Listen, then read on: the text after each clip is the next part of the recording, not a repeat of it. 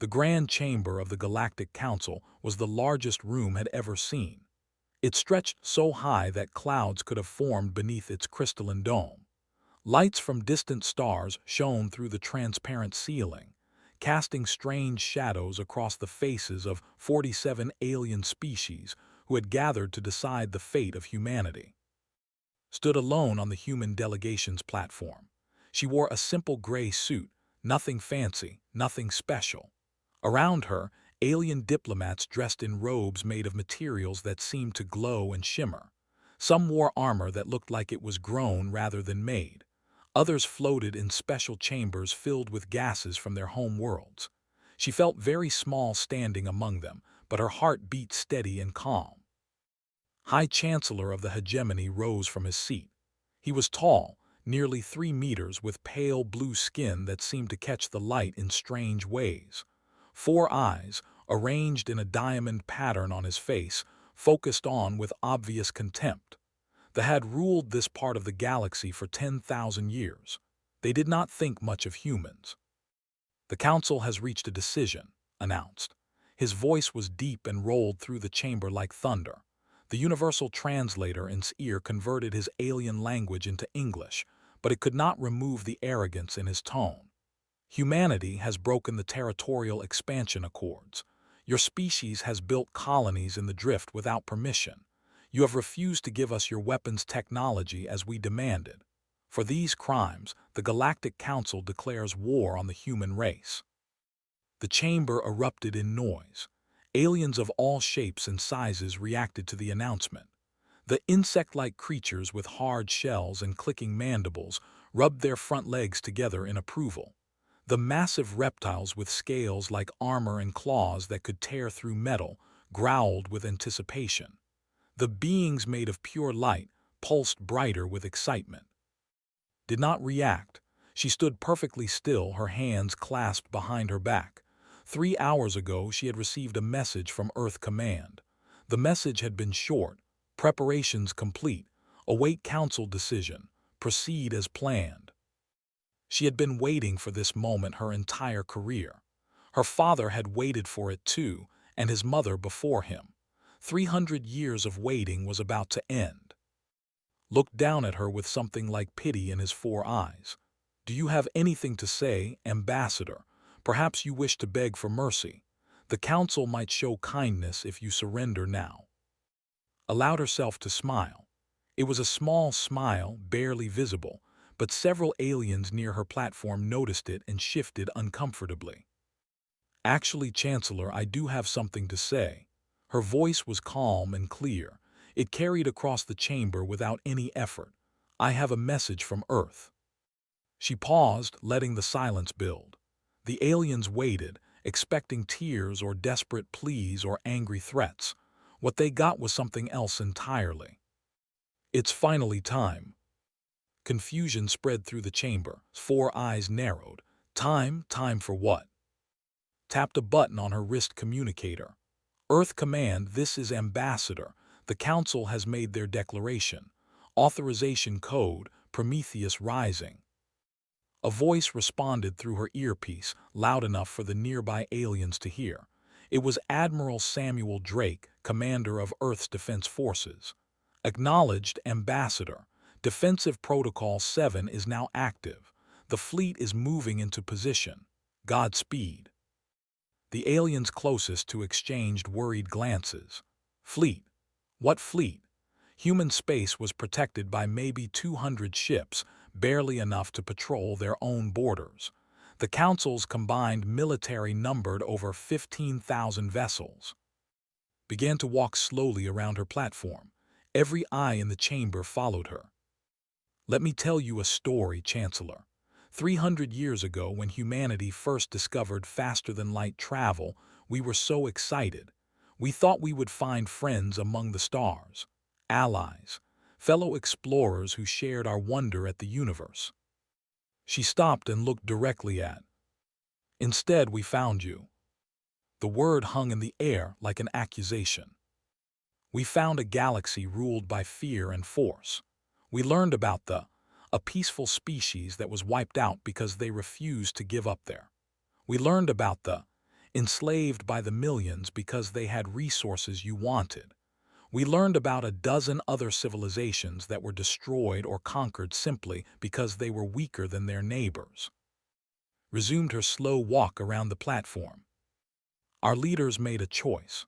They decided that humanity would not share the fate of those species, but they also knew that we were too weak to fight the Council. We had just discovered space travel. You had ruled the galaxy for thousands of years.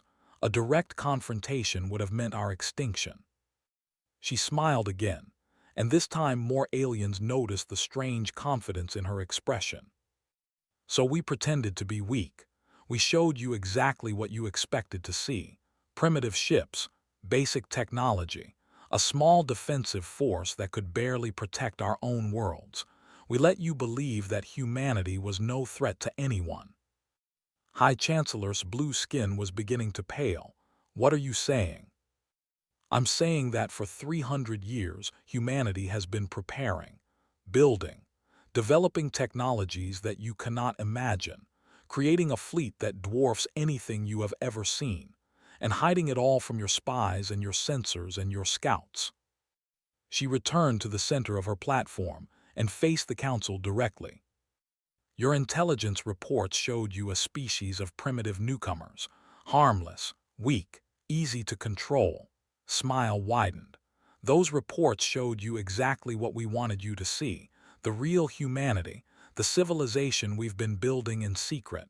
You have no idea what we're capable of. Rose from his seat, his 4 eyes wide with a mixture of anger and growing fear. You're bluffing. This is a desperate trick. Humanity cannot possibly have. Cannot possibly have what? Interrupted. A fleet of 12,000 capital ships, weapons that can punch through your best shields like they're made of paper, defensive systems that your entire military cannot overcome. She let those numbers sink in. 12,000 ships. The Council had assumed humanity had 200. So yes, Chancellor, declare your war, send your fleets, attack our worlds. Gathered her belongings and began walking toward the chamber exit. Just know that humanity has been waiting for this moment since the day we first realized we weren't alone in the universe. She paused at the doorway and looked back at the assembled delegates. And we've been preparing ever since. The chamber exploded into chaos as walked out. Behind her, the most powerful species in the galaxy were beginning to understand that they had made a terrible mistake. They had looked at humanity and seen prey. They had declared war on what they thought was a weak and primitive species. They had no idea what was coming. Outside the chamber allowed herself a moment to breathe. Her hands were shaking slightly, but she forced them to be still. The first move had been made. Now came the hard part. She activated her communicator. Admiral Drake, the Council is in chaos. How long until our fleet is in position? 6 hours, Drake's voice responded. Then we show them what humanity can really do. Nodded and walked toward the shuttle that would take her back to Earth. 300 years of hiding was over. The war had begun. And humanity was ready. Deep beneath the red surface of Mars, in a facility that did not appear on any map, Admiral Samuel Drake stood in the largest war room ever built by human hands. The chamber stretched for nearly a kilometer, carved into the rock by machines that worked in secret for over a century. Thousands of officers and technicians sat at their stations, monitoring information from every corner of human space. Drake was 63 years old, with gray hair cut short, and a face that showed the marks of decades spent preparing for this moment. His father had served in this same facility. So had his grandfather. 3 generations of the Drake family had dedicated their lives to a war that most people on Earth did not even know was coming. Now that war had arrived. "Status report," Drake commanded. His voice was calm, the voice of a man who had trained his entire life for exactly this situation. Commander Lisa Morgan stepped forward. She was younger than Drake, in her early 40s, with sharp eyes that missed nothing. She had been Drake's second in command for 15 years, and there was no one he trusted more. All defensive platforms are online, Admiral. The orbital networks around Earth, Mars, and every colony world are at full power. Our stealth fleet has moved into position along the routes we expect the Council to use for their invasion. Drake nodded, and the shipyards. Luna Base reports that the last group of Titan-class battleships will be ready for combat within 48 hours. That brings our total fleet to 12,000 capital ships and 30,000 support vessels. The numbers were staggering. For 3 centuries, humanity had shown the galaxy a defensive force of just 200 ships. Old ships, slow ships, ships with weapons that could barely scratch the paint on a cruiser. It was all a lie. The real human fleet had been built in secret facilities scattered throughout the solar system and hidden in asteroid belts and empty regions of space. The ships were faster, stronger, and more advanced than anything the galaxy had ever seen. Human scientists, working without the restrictions that other species placed on research, had developed technologies that should not have been possible for a civilization as young as humanity. On the holographic display that dominated the war room, red dots began appearing at the edge of human space. The Council's fleet was gathering. Early reports suggested roughly 15,000 vessels from 7 different species, with the providing the largest portion. "They're bringing everything they have," Drake observed. He studied the formation of the enemy fleet with the eye of a man who had spent decades preparing for this exact scenario. "They expect to overwhelm us with numbers, crush our defenses in a single massive attack." "The standard Council strategy," Morgan agreed. "It's worked against every other species they've faced." "It won't work against us." Drake turned to face the assembled command staff, men and women who had spent their careers in the shadows, preparing for a conflict that their own families did not know about. "Ladies, and this is the moment we've been waiting for. Our ancestors made a choice 300 years ago. They decided that humanity would survive no matter the cost. Every sacrifice, every secret, every year spent hiding our true strength has led to this point." He gestured toward the massive display, where blue dots were now appearing throughout human space. Each dot represented a ship emerging from its hiding place, secret bases in asteroid fields, shipyards buried beneath the surfaces of moons, fleets that had waited in the darkness between stars for decades. "Today, we stop hiding. Today, we show the galaxy what we're capable of. And today, we begin something that should have happened a long time ago: the liberation of every species that has suffered under the Council's rule." The display updated with new tactical information. The Council fleet had started moving toward human space, arranged in the same attack formation they had used against a dozen other civilizations. It was a formation designed to overwhelm through sheer numbers, to crush any resistance through pure force. It had never failed before. "They're following their usual approach," Commander Morgan noted. "A straight attack with everything they have. No subtlety, no strategy, just overwhelming power." "Because that's all they've ever needed," Drake replied. "They've never faced an enemy that could match them. They've grown lazy and overconfident." He allowed himself a small smile. "Begin Operation Lighthouse." Throughout human space, ships that had been dark and silent for years suddenly came to life. Power systems activated, weapons charged, engines that had never been tested in combat roared into action. And the galaxy saw, for the first time, what humanity had really been building. The defensive platforms were the first surprise. Hundreds of stations that the Council had dismissed as mining facilities or communication relays revealed their true purpose. Hidden weapons emerged from concealed ports. Energy shields, far more powerful than anything the galaxy had seen before, flickered to life. The Council's forward scout ships were the first to encounter these defenses. They had expected to brush aside whatever token resistance the humans could offer. Instead, they ran into a wall of concentrated energy fire that their sensors could barely comprehend. Cruisers, ships that had terrorized dozens of species, exploded after just a few hits. Their shields, which had proven impenetrable against every other civilization, failed almost immediately under the assault of human weapons. In less than 10 minutes, 300 council ships were reduced to clouds of debris and radiation. On Station Nexus Prime, where the Galactic Council watched the battle unfold, High Chancellor stared at the reports with growing horror. His blue skin had gone almost white. His 4 eyes blinked rapidly as he tried to process what he was seeing. "This is impossible," he whispered. "Their weapons technology, their defensive systems. How can they possibly have this?" Admiral Vex of the fleet sent an urgent message from his command ship. The commander's voice clicked and buzzed with what might have been panic. "Chancellor, we are detecting massive energy readings throughout human space. Their fleet is much larger than we believed, much larger than anything we have ever encountered." The holographic display showed blue dots continuing to appear, more and more ships emerging from hidden positions. 12,000 capital ships, 30,000 support vessels, a fleet that dwarfed anything the Council had ever assembled. And the ships moved together with perfect coordination, like a single organism made of steel and fire.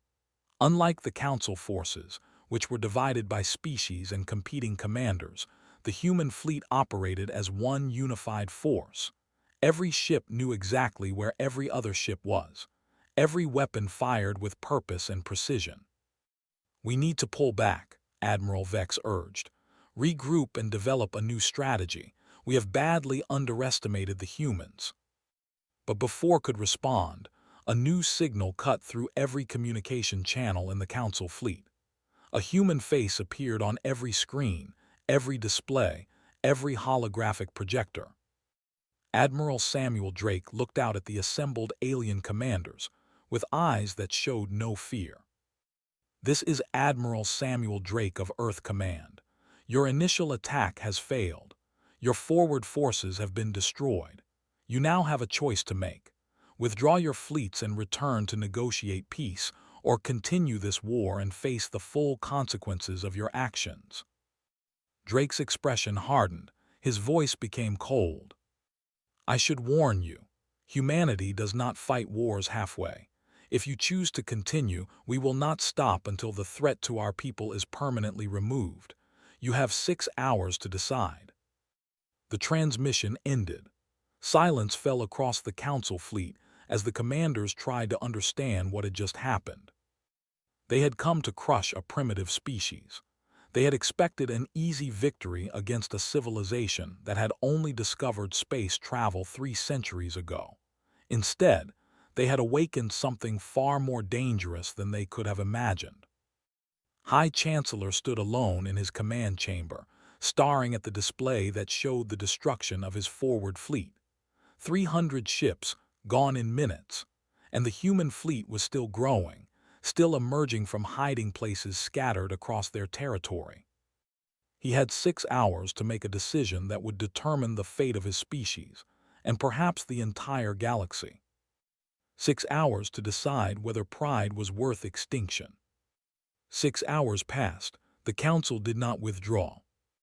High Chancellor had spent those hours in argument with his military advisors and the leaders of the allied species. Some wanted to retreat and reconsider. They calculated that their chances of victory had dropped significantly. The smaller species in the alliance whispered about making separate peace deals with the humans, but refused to back down. The hegemony had ruled this region of the galaxy for 10,000 years.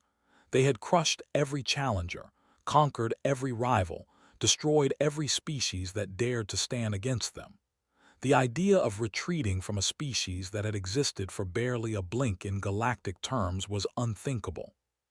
Pride, in the end, made the decision for him. The full Council fleet, 15,000 ships from 7 species, began its advance toward human space.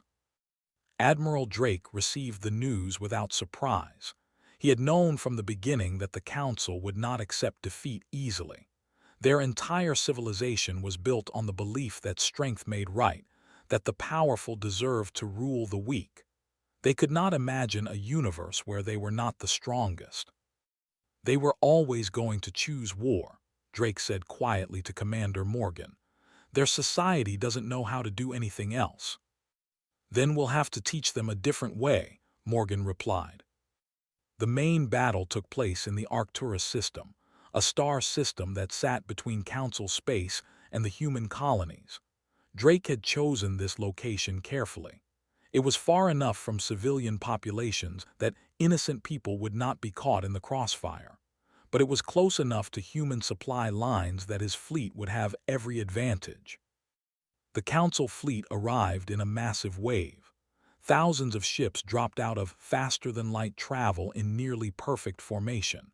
It was an impressive display, the result of centuries of experience in interstellar warfare.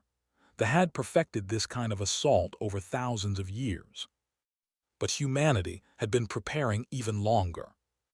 All ships, this is Admiral Drake. His voice was broadcast to every vessel in the human fleet. Execute Battle Plan Omega. Show them what 300 years of preparation looks like. The human fleet moved as one. Unlike the Council forces, which were divided into separate groups based on species and often argued about who should lead, every human ship was part of a single unified command. Quantum-linked computers allowed instant communication across the entire fleet. When one ship moved, every other ship knew exactly where it was and what it was doing. The Council had never faced anything like it. Captain Cole commanded the battleship Resilience, one of the new Titan-class vessels that had been the final product of centuries of secret development. The ship was massive, nearly 2 kilometers long, bristling with weapons that could crack a planet's crust. But it moved with a speed and grace that seemed impossible for something so large. From his bridge, Cole watched his ship's weapons tear through a dreadnought. The enemy vessel had been the pride of their fleet, a ship that had destroyed entire civilizations.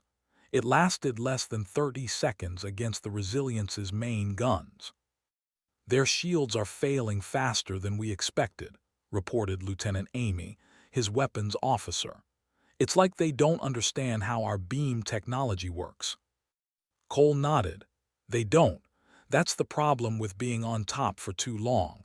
You stop innovating. You stop improving. Why bother developing new technology when you can just take whatever you want from weaker species?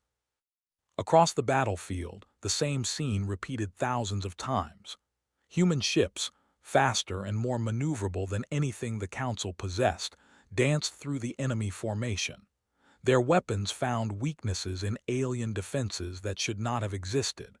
Their shields absorbed punishment that would have destroyed any Council vessel. They were the first to break.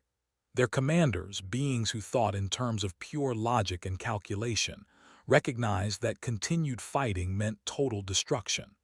There was no logic in dying for a lost cause. Their fleet in good order, ignoring the furious commands from High Chancellor to hold their position. The followed shortly after. They were warriors, proud and fierce, but they were not stupid. Their honor codes valued courage, but they also valued knowing when a battle was lost. There was no glory in extinction. One by one, the Council's allied species began to retreat. Their fleets peeled away from the main formation, jumping to faster-than-light speed and fleeing toward their home territories. Only the remained. High Chancellor had joined his fleet personally, commanding from the bridge of his massive flagship. He had never lost a battle in his long life. He could not accept that he was losing this one. All ships maintain formation, he commanded. His voice was steady despite the chaos around him. We will break through their lines. We will destroy their command structure. Cut off the head and the body will fall. The flagship pushed forward through the human formation. It was a desperate move, a suicide charge aimed at the carrier group where Admiral Drake commanded the battle. Believed that human society was like every other species he had conquered. Destroy the leader and the rest would fall apart. He did not understand humans at all. "Admiral," Commander Morgan reported from her station, "the flagship is trying to break through to our position. They're making a direct attack on the carrier group." Drake studied the tactical display. The enemy flagship was huge, nearly 3 kilometers long, and it was cutting a path through his fleet with desperate ferocity. Several smaller human ships had already been destroyed trying to stop it. "Should we pull back?" Morgan asked. "Reinforce our position?" "No," Drake's voice was calm. "Let them come, it's time to end this." The flagship pushed deeper into the human formation. Its weapons blazed in all directions, destroying everything in its path. Stood on his bridge, watching the human carrier group grow larger in his. Victory was close. He could feel it. Then the trap closed. Human battleships that had seemed to be fleeing suddenly reversed course. Ships that had been hiding behind debris fields emerged into the open. In seconds, the flagship was surrounded by dozens of vessels, all pouring fire into its shields. The shields held for almost a minute, then they flickered, then they failed. Explosions ripped through the flagship's hull. Critical systems went offline. The great ship, pride of the military, began to break apart under the concentrated assault. Admiral Drake opened a communication channel. "High Chancellor, your fleet is beaten. Your allies have abandoned you. Your flagship is dying around you. I'm offering you one final chance to surrender with honor." His face appeared on the screen. His pale blue skin was darker now, flushed with rage and disbelief. His 4 eyes were wide with emotions that his species rarely showed: anger, fear, despair. "Surrender," he spat. "To you, to a species that has existed for barely a heartbeat. We are the hegemony. We have ruled this galaxy for 10,000 years. We do not surrender to primitives." "Then you die as fools," Drake replied without emotion. "But you don't have to take your people with you. Think of your crews. Think of your families back home. Is your pride worth all their lives?" For a long moment was silent. Around him, his flagship groaned and shuddered as more systems failed. Warning alarms screamed from every console. His officers looked at him with desperate hope, praying that their leader would choose life over death. Finally, something in his expression changed. The rage faded. The defiance crumbled. He suddenly looked very old, very tired, and very beaten. "I accept your terms," he whispered. The words seemed to cause him physical pain. "The hegemony surrenders." Across the battlefield, weapons fell silent. The largest battle in galactic history was over. The Council had begun the day with 15,000 ships. They ended it with less than 7,000, and most of those belonged to species that had fled early. They had lost over 2/3 of their fleet. Humanity had lost 217 ships. As rescue operations began and prisoners were gathered, Commander Morgan stood beside Admiral Drake on the bridge of his carrier. "We won," she said. Her voice was quiet, almost disbelieving. "This battle," Drake corrected, "but our real work is just beginning. We didn't fight this war to protect ourselves. We fought it to change everything." He looked out at the debris field that had once been the Council's mighty fleet. "Now comes the hard part, building something better." The peace negotiations took place on a space station in an empty star system, far from any world that might have feelings about who owned it. The station had been built quickly, assembled in just 3 weeks by human construction ships that worked without rest. It was plain and functional, without any decoration or beauty. This was not a place for celebration. It was a place for making decisions that would shape the future of the galaxy.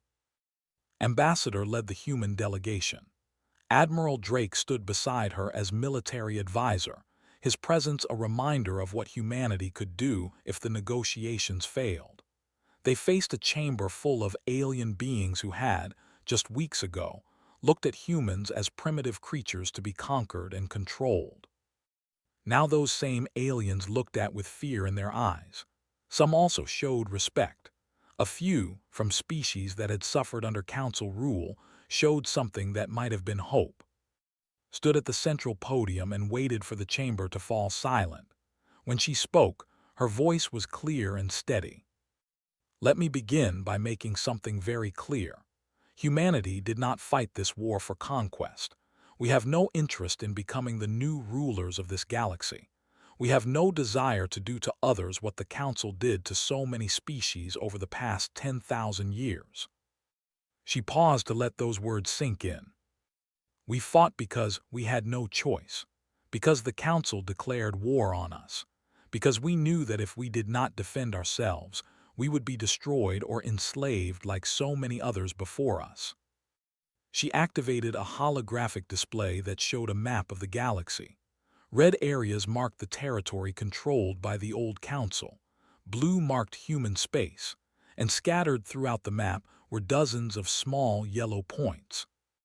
These yellow markers represent species that were destroyed, enslaved, or conquered by the Council over the wiped out because they refused to abandon the millions of them forced into slavery because they had minerals the Council wanted.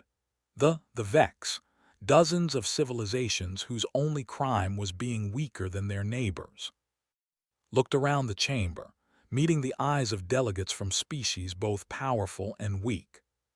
Humanity refuses to live in a galaxy where this is acceptable, where the strong simply take what they want from the weak, where entire species can be exterminated and no one does anything about it.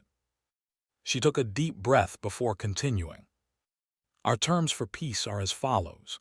First, the Galactic Council in its current form is dissolved immediately. Second, all enslaved populations are released and their home worlds returned to them. Third, a new governing body will be created based on principles of equality and cooperation. Every species will have an equal voice, regardless of how powerful their military is. Murmurs swept through the chamber. What humanity was proposing was revolutionary. It would completely change how galactic civilization worked.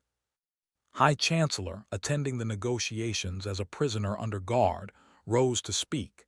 He had aged visibly since his defeat. His blue skin was pale and his 4 eyes looked tired. You speak of equality, Ambassador, but your actions tell a different story. You have shown that humanity has military power beyond anything else in this galaxy. How can there be equality when one species can destroy all others whenever it wishes? Nodded, it was a fair question, and she had prepared for it. You raise an important point, Chancellor, which brings me to our final term. She looked at Admiral Drake, who stepped forward to address the assembly. Humanity will not use our military power to control others, Drake announced. Instead, we will share our technology, our defensive systems, our medical knowledge, our methods for producing clean energy.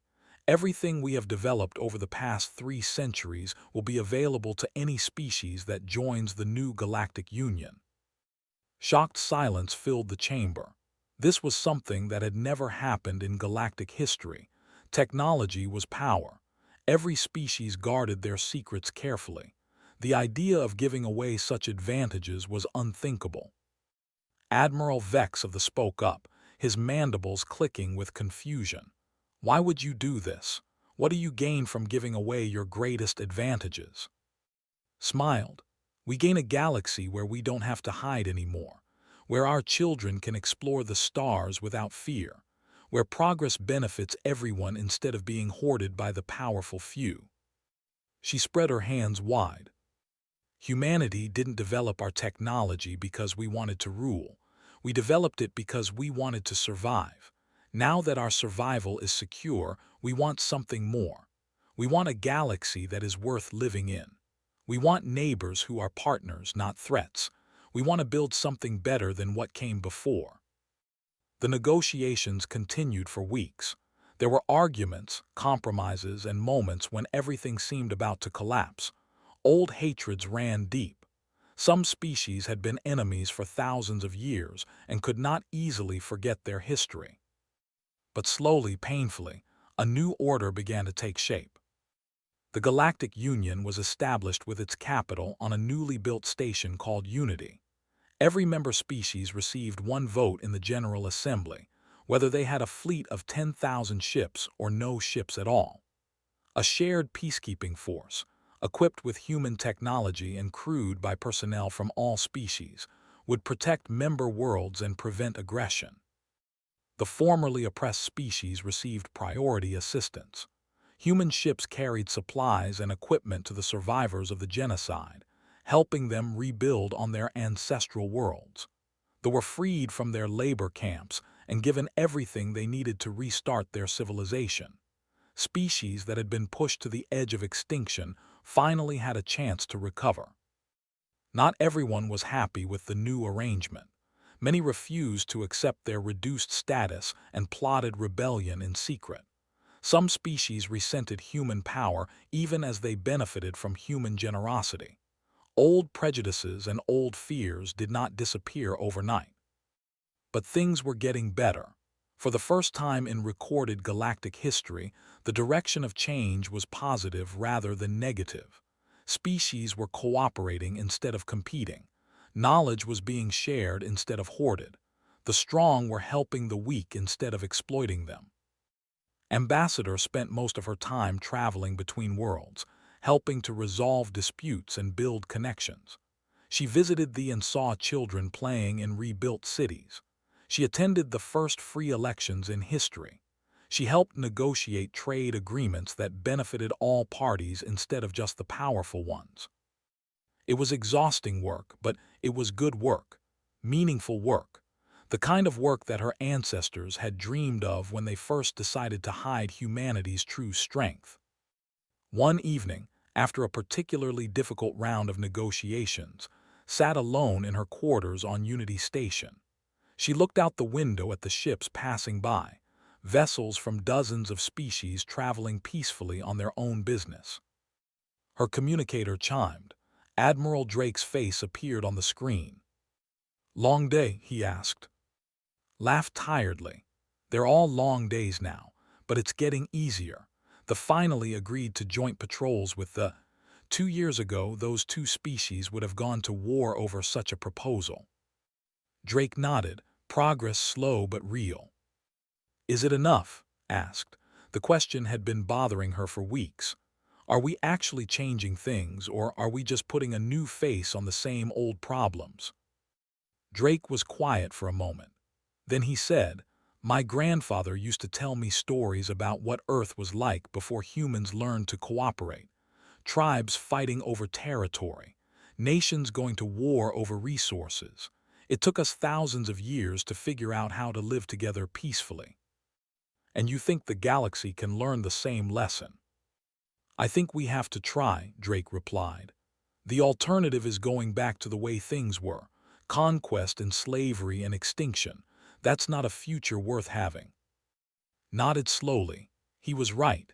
The path forward was difficult and uncertain, but it was better than going backward. "Get some rest, Admiral," she said. "Tomorrow we start negotiations with the Outer Rim species. They've been watching from the sidelines, waiting to see how things develop."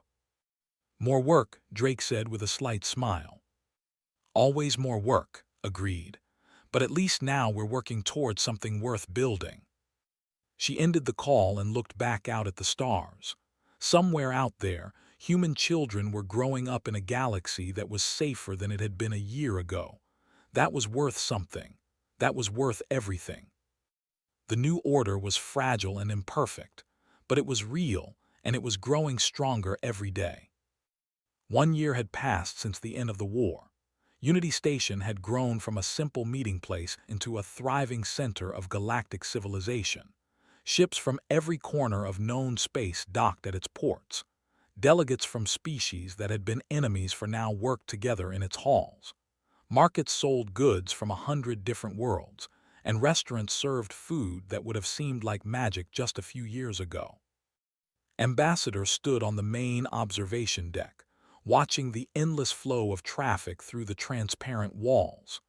Beside her was a young named, one of a new generation that had grown up in the shadow of their people's defeat and was trying to build something different. Was tall like all his kind, with the same pale blue skin and 4 eyes that had once made his species terrifying to smaller civilizations. But there was something different about him, something softer. He looked at the passing ships not with the arrogance of a conqueror, but with the wonder of someone seeing possibilities he had never imagined. "I never thought I would see this," admitted. His voice was quiet, almost reverent. "And humans working side by side. My people were taught from birth that we were superior to everyone else, that the galaxy existed for us to rule. That weakness deserved to be conquered." Nodded. "And humans were taught to fear anything different from ourselves, to assume the worst about anyone we didn't understand. We both had a lot of learning to do." "Do you think it will last?" asked. He gestured at the busy station around them, at the ships carrying goods and passengers between worlds that had never traded before. "This peace, this union, will it survive?" Considered the question carefully.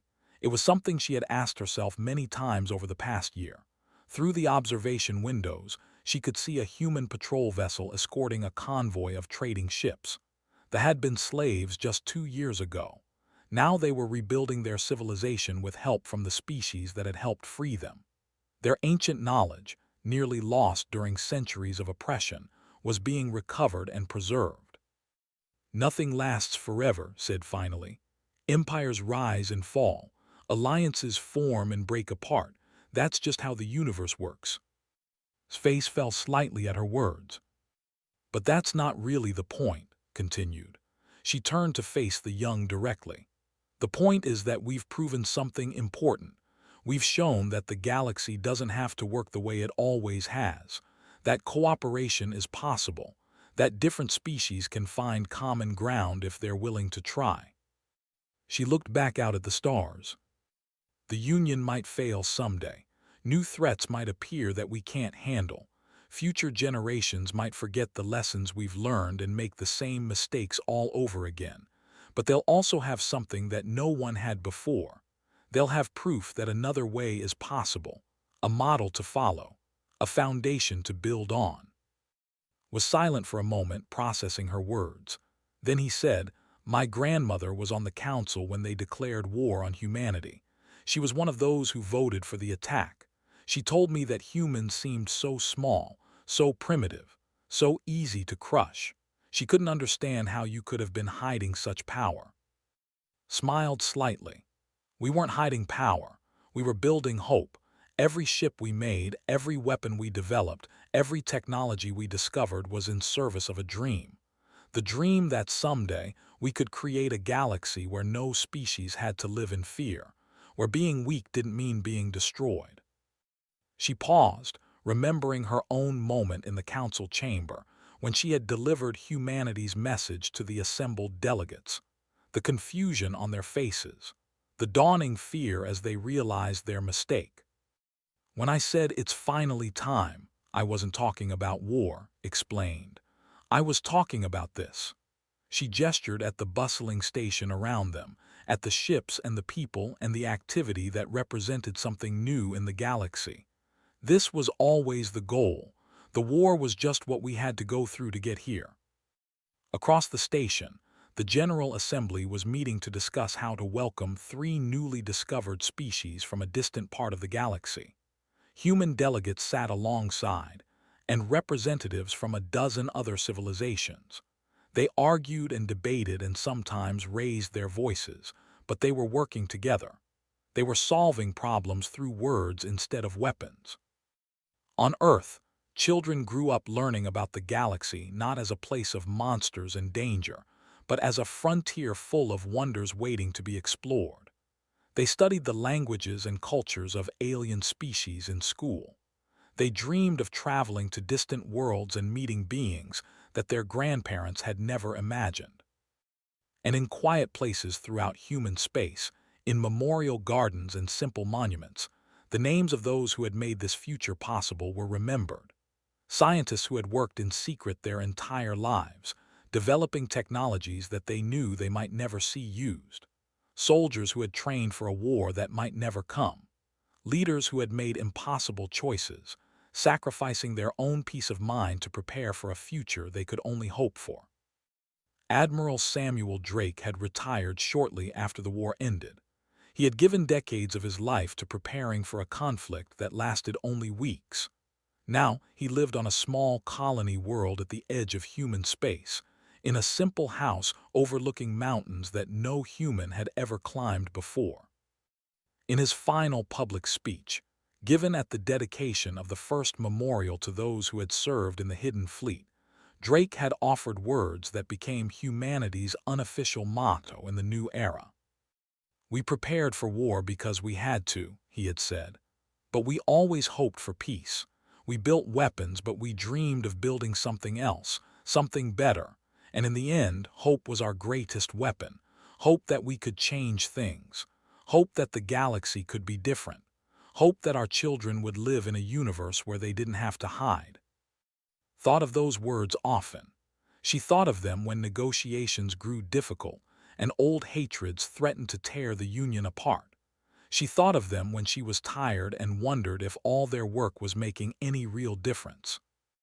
And she thought of them now, standing beside a young who represented everything the Union was trying to achieve. A member of a species that had been humanity's enemy, who was now trying to build a different kind of future. "My grandmother asked me something before she died," said quietly. "She wanted to know if I was ashamed of being, if I wished I had been born into a different species." "What did you tell her?" "I told her that I was proud to be, that our history was what it was and we couldn't change it, but that we could choose what we do with our future." Looked at with something like hope in his 4 eyes. "I told her that I wanted to be part of building something better, something that would make up for what we had done wrong." Nodded. "That's all any of us can do, learn from the past and try to do better in the future." The observation deck was getting crowded now. Beings from a dozen different species gathered to watch the sunset over the station's artificial horizon. Some had been enemies just a year ago. Some still didn't entirely trust each other. But they were here together, sharing a moment of peace in a galaxy that had known too little of it. Looked at them all and felt something she had rarely allowed herself to feel during the long years of preparation and war. She felt hope. Not hope for survival, which had driven humanity for 3 centuries, but hope for something more. Hope for a future that was genuinely better than the past. The galaxy had changed. It would continue to change in ways that no one could predict. There would be setbacks and failures and moments when it seemed like the whole experiment might collapse. That was inevitable. Change was never easy or smooth. But humanity had left its mark, not as conquerors or tyrants, but as builders, as dreamers, as beings who looked at a galaxy ruled by fear and said, "We can do better than this." And that, decided as she watched the sunset paint the stars in colors no human had names for, was a legacy worth fighting for. The end had become a beginning, and the beginning was just getting started.